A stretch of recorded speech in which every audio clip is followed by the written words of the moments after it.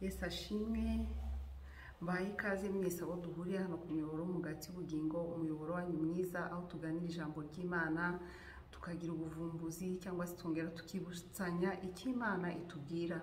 Hano rero nkaba mbifurije umwaka mushya muhire, ndizera ko mwagize ibihe byiza byo kongera kubana n'Imana, ikababwirira icyerekezo cy'umwaka ku buzima bwanyu, haba ari aho musengera, haba ari ku giti cyawe. Ndashima Imana ku bitagenze neza kuri wewe cyangwa si byiza.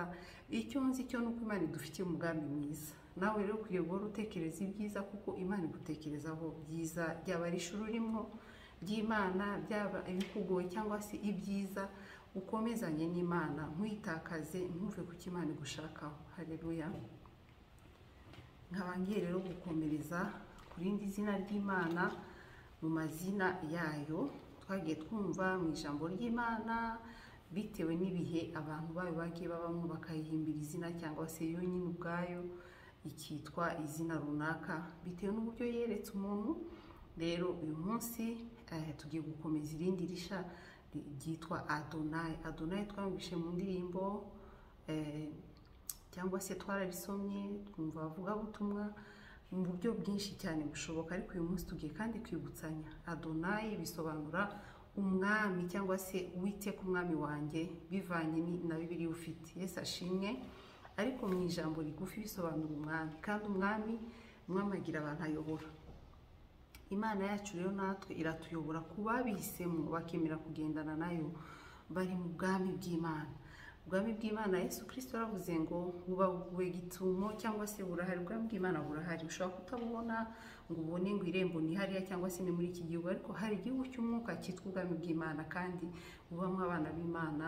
Bafite rero amategeko, amahame, bafite ibyo bategekwa n'ubwo bwami, kandi bakagira n'inyungu. Yesu ashimwe.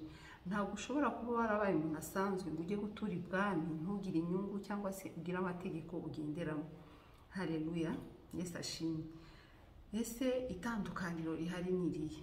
Ko hari ubwami twumva, hari ubwami bwa Satani abantu bakunze kuvuga bizera iby'umwuka, hari ubwami tugenda twumva mu matwi yacu kandi tunazi. Itandukaniro rihari kuri ubwo bwami bw'Imana n'ubwami bundi tuzi umuntu ashobora kuba ategekwa nabwo ni irihe? Ubwami bw'Imana budutandukanya n'abandi binyuze mu kwezwa cyangwa se guhitamo kugendana nayo. Imana yakunze abari mu isi bose, itanga umwana w'ikinege Yesu Kristo kugira ngo icungure abari mu isi, kubera ko yari yahaye umwana w'umuntu ubutware n'ubushobozi bwo kuyobora. Mu itangira igice cya mbere uhereye ku murongo wa 26, yamuhaye ubushobozi bwo gutegeka ibirimo, ariko kubera kutayumvira, kubera icyaha, umugambi w'umuntu wahise usa n'upfuye. Ariko Imana izana ubundi buryo bwo gucungura mu gutanga umwana we w'ikinege Yesu Kristo atubera igitambo kitwinjiza muri ubwo bwami kubw'amaraso ye. Kandi muri Yesaya aratubwira ngo nubwo ibyaha byacu byatukura tukutugu, aratweza ayo maraso tugahinduka, tukera, tukamera nka shelegi. Amen. Waba uri mu buhe bwami? Ese Imana ntiri kuguhamagara ngo ushire mu bwami bwayo ukanga mu bana b'ubwami bw'Imana? Rero tugiye kureba uburyo umuntu ashobora kwinjira mu bwami bw'Imana. Bwa mbere nuko wizera, ukizera igitambo Imana yatanze, ukizera ko bunahari. Kuko hari abantu bizera ko ari bundi bwami, akizera ko Satani ategeka, yego n'umwami w'isi, akemera ko hari izindi mbaraga ziganza ibiri mu isi. Ariko nagira mubwire ko dufite umwami udutegeka, umwami wacu Adonai. Adonai ni kuvuga ngo afite ibyo aduha, afite uburyo aturinda, afite ibyo adusaba gukora nk'abana bayo bari mu bwami bwayo. Uyu munsi uri mu buhe bwami?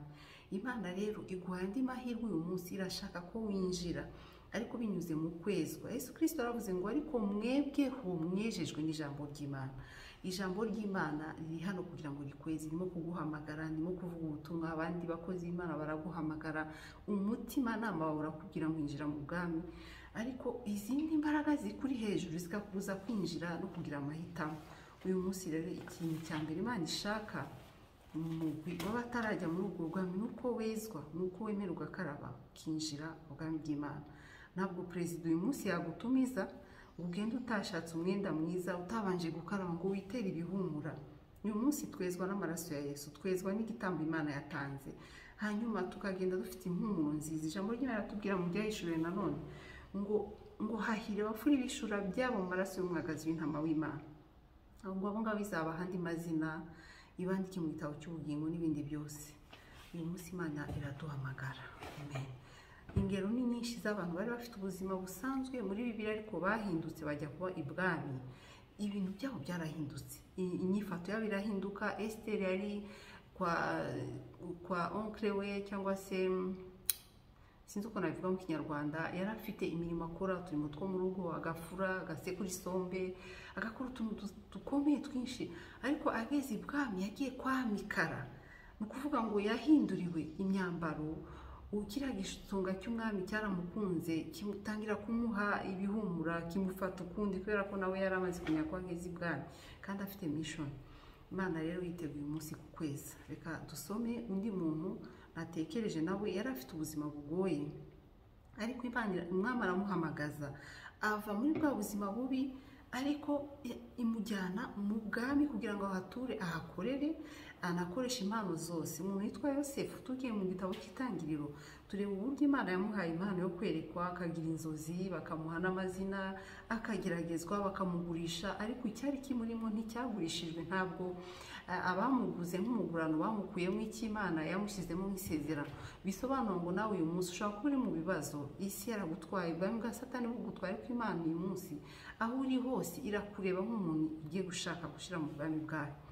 Ubu butumwa uyu munsi buhari kugira ngo bukuzane nawe bukwibutse ingaruka zo kutumvira amahame y'ubwami. Turaza kuzigeraho niturangiza kureba uburyo umuntu yinjira. Yosefu rero amaze kugurishwa, impano ye yakomeje gukora, agera ubwo umugore wa Potifara amubeshera. Umugore w'abasirikare bakuru ageze aho hantu arimo gukoresha impano ye, hanyuma ya mpano ikintu Imana yamushyizemo kimucira inzira igera ibwami. Hanyuma ukuntu byagenze, yakomeje gukoresha impano, yafunzwe azize ubusa. Hanyuma umwami baramumurangira ngo hari umuntu ushobora gusobanura inzozi zawe. Reka dusome rero mu Itangiriro 41. Niba ukunda Bibiliya cyangwa se ukaba udakunda usome, ni inkuru ndende kandi nziza, ariko nafashe kano gace gusa, igice cya 41 umurongo wa 14. Haravuga ngo maze Farawo ahamagaza Yosefu ngo bamuhumuza mu nzu y'imbohe, ariyogoshesha, yambara indi mwambaro, yinjira aho Farawo ari. Farawo yaramutumije, yari umwami. Uyu munsi Farawo ishobora kuba ari Imana iri kuguhamagaza ngo imuhubuza mu nzu y'imbohe. Ni ukuvuga ngo Imana hari uko iduhubura, twe yaduhamagaje iduhubuza dukunze isi, dukunze boite zituryohera, kumva dutangiye gukunda vino bitwuzuye, gukunda isi. Ngo ariko umwami aramuhamagaza ngo amuvanye mu nzu y'imbohe. Iyi nzu y'imbohe uyu munsi ishobora kuba ari ubuzima ubaho Imana idashaka, ubuzima bw'ibyaha, ubuzima bukuboshye, ubwami bwa Satani bukuri hejuru. Imana uyu munsi irakoresha abakozi b'Imana batandukanye, n'ijwi riri mu mutima wawe. Ngo arangije ngo ariyogoshesha, ndibaza ko yakarabye, akambara n'umwambaro mwiza, bakamwoza, arangije ajya imbere y'umwami. Ikidutandukanya rero ubwami bw'isi bwa Satani n'ubw'Imana nuko twezwa tukajya mu mugwi w'abana b'Imana, tukajya mu Imana yatoranije, abantu bemeye kubigendanamo neza. Ariko naje gusanga hari izindi mbogamizi. Abantu bamenye ko Uwiteka ari Adonai. Ijambo ry'Imana ravuga ngo narakuze none ndashaje, sinigera mbona umukiranutsi asabiriza cyangwa se ngo yicwa n'inzara. Hari imbogamizi rero dukunze kugira abandi bitwa ko bari munsi y'ubwami bwa Adonai, umwami ushobora byose. Umwami afite ibyo aguha, afite ibyo agutegeka, ntacyo wakena uri kumwe n'umwami. Ibi ni ukuri ni amahame y'ijambo ry'Imana, ariko dufite intege nke zikunze gutera abantu bayobowe na Adonai, umwami wacu. Ijambo ry'Imana riratubwira hano nanone muri Zaburi igice cy'8 umurongo wa 2, aravuga ngo Uwiteka umwami wacu, erega izina rye ni ryiza mu isi. Zaburi igice cy'8 umurongo wa 2. Tukongera tukarebana hariya muri Zaburi 97 umurongo wa 2, aravuga ngo Uwiteka ari ku ngoma, isi yishime, ibirwa binezerwe uko bingana. Ni ukuvuga ngo Uwiteka ari ku ngoma, ntarahagarika gukora kuva yarema isi, amasaha gukoresha, iyo usinzira, iyo ukora, Uwiteka aracyari ku ngoma. Sinzi biri kuguhangayisha wowe bagiye ko ufite Adonai akiri ku ngoma. Umwami waracyari ku ngoma, ni umucunguzi wawe kandi agutekerezaho ibyiza. Ngo ibirwa byose binezere. Uri mu kirwa, aho uri mu kirwa gituma utakaza umurongo. Aho niba bagiye kuri bwami, abana b'ibwami bafite uburyo bifata. bafite uburyo bavuga, bafite uburyo bambara, bafite uburyo bahagarara, bafite ibintu batagenda, ariko bafite n'inyungu nyinshi cyane. Inyungu rero singiye kuzitindaho kuko zitworohera cyane, ariko munyemere dusome ahantu havuga ijambo ry'Imana. Yesu Kristo yagiye avuga ubwami cyane, avuga ngo bugereranywa na bumeze gutya. Numva ko tumaze kumva icyo ari cyo ubwami bw'Imana n'itandukaniro, ariko abana b'Imana hari icyo ubwami budusaba. Aravuga ngo nuko Matayo 6:31 tugende dusoma ngo nuko ntimukiganyire mugire ngo tuzarya iki cyangwa ngo tuzanywa iki cyangwa ngo tuzambara iki, kuko ibyo byose abapagani babishaka. Kuba mu bwami bw'Imana ntibisobanura kuko abantu bose babyumvira, bumva ibyo ubwami busaba. Kwiganyira kimwe mu bintu by'imbogamizi, kwiganyira ku bijyanye n'iby'imibiri by'abapagani bashaka. Birababaje kubona umuntu atakaza kuba mu bwami bw'Imana kubera kwiganyira, kubera kutarya, kubera kubura imyambaro, kubera gushaka ibindi byose shiraho ibyo ushaka, ariko agatakaza amahame y'ubwami bw'Imana. Inyitwaro y'abantu b'ubwami bw'Imana igatakazwa no kwiganyira. Kwiganyira byatumye Abisirayeli batinda mu butayu, kwiganyira byatumye Mose ananirwa kubayobora. Ibyo byose kwiganyira ni ikintu gishobora gutuma uva munsi ya Adonai, uburongozi bwa Adonai, ubuyobozi bw'umwami w'abami. Ariko Yesu aravuga ngo kuko ibyo byose n'abapagani babishaka, ntabwo twese twahamagariwe gusa, ntabwo abantu bose bagomba kubaka kimwe, batwara amamodoka asa, bayobora ibintu bimwe, cyangwa se kurarikira, kwifuza cyane bituma umuntu atakaza, akava munsi y'ubwami bw'Imana akajya munsi y'ubwami bwa Satani. Satani akamuyobora kubera guhangayika, kwiganyira. Ibyo byose tubyirinde.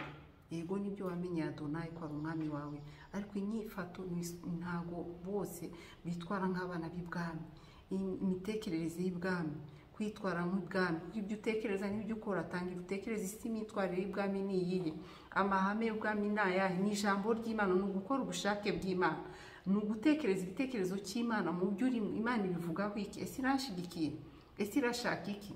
Niyo mpamvu Yesu yavuze hano ku murongo wa 33 aravuga ngo ahubwo mubanze mushake ubwami bw'Imana no gukiranuka, nibwo ibyo byose muzabyongera. Ni ukuvuga ngo icyo usabwa, guhangayika biri mu muntu, ariko icyo usabwa uko guhangayika kwawe kugerekeho igitekerezo cy'Imana ishaka. Kwanza ntiyatugeneye kugira gute? Guhangayika, guhagarika imitima. Yesu aravuze ngo mbahaye amahoro atarameze nk'ay'isi. Amahoro y'isi kugira ngo banze ubone inzu, banze ubone umugore ateye atya, banze ubake, ukora ibi n'ibi, banze ubone kugira ngo ugubwe neza. Ariko ngo ibyo byose abapagani bo bashaka. Itandukaniro ririhe?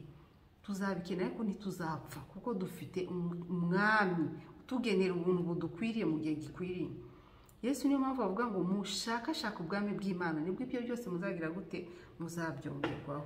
Ni ukuvuga ngo iyo myambaro Imana ibara nk'inyongezo, ibyo urya Imana ibara nk'inyongezo. Amen. Irabizi ngo kuko so wo mu ijuru ngo azi ko mubikeneye, ngo ntimukiganyire mutekereza iby'ejo, kuko abejo baziganyira iby'ejo.